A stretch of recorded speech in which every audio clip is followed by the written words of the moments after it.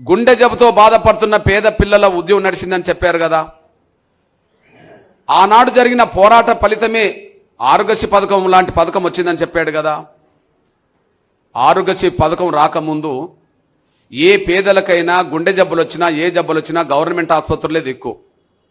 డబ్బులు ఉన్న వాళ్ళు మాత్రం ప్రైవేట్ ఆసుపత్రికి వెళ్తారు. అప్పుడు నిమ్స్కి వెళ్ళాలన్నా, కేర్కి వెళ్ళాలన్నా, అపోలోకి వెళ్ళాలన్నా, లేదా యశోదకి వెళ్ళాలన్నా, నువ్వు ఎక్కడికి వెళ్ళాలన్నా డబ్బులు ఉంటే అక్కడికి వెళ్తారు, డబ్బులు లేని వాళ్ళు గవర్నమెంట్ ఆసుపత్రికి వెళ్తారు.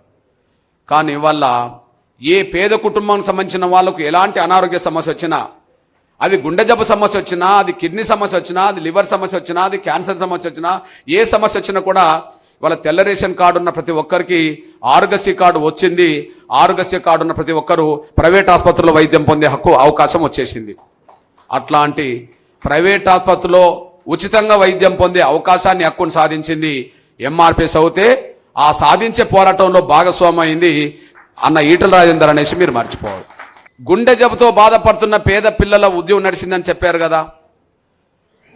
ఆనాడు జరిగిన పోరాట ఫలితమే ఆరోగ్యశ్రీ పథకం లాంటి పథకం వచ్చిందని చెప్పాడు కదా.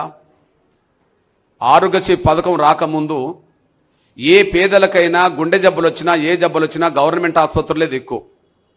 డబ్బులు ఉన్న వాళ్ళు మాత్రం ప్రైవేట్ ఆసుపత్రికి వెళ్తారు. అప్పుడు నిమ్స్కి వెళ్ళాలన్నా, కేర్కి వెళ్ళాలన్నా, అపోలోకి వెళ్ళాలన్నా, లేదా యశోదకి వెళ్ళాలన్నా, నువ్వు ఎక్కడికి వెళ్ళాలన్నా డబ్బులు ఉంటే అక్కడికి వెళ్తారు, డబ్బులు లేని వాళ్ళు గవర్నమెంట్ ఆసుపత్రికి వెళ్తారు. కానీ ఇవాళ ఏ పేద కుటుంబానికి సంబంధించిన వాళ్ళకు ఎలాంటి అనారోగ్య సమస్య వచ్చినా, అది గుండె జబ్బు సమస్య వచ్చినా, అది కిడ్నీ సమస్య వచ్చినా, అది లివర్ సమస్య వచ్చినా, అది క్యాన్సర్ సమస్య వచ్చినా, ఏ సమస్య వచ్చినా కూడా ఇవాళ తెల్ల రేషన్ కార్డు ఉన్న ప్రతి ఒక్కరికి ఆరోగ్యశ్రీ కార్డు వచ్చింది. ఆరోగ్యశ్రీ కార్డు ఉన్న ప్రతి ఒక్కరు ప్రైవేట్ ఆసుపత్రిలో వైద్యం పొందే హక్కు అవకాశం వచ్చేసింది. అట్లాంటి ప్రైవేట్ ఆసుపత్రిలో ఉచితంగా వైద్యం పొందే అవకాశాన్ని, హక్కును సాధించింది ఎంఆర్పిఎస్ అవుతే, ఆ సాధించే పోరాటంలో భాగస్వామి అయింది అన్న ఈటల రాజేందర్ అనేసి మీరు మర్చిపోవాలి.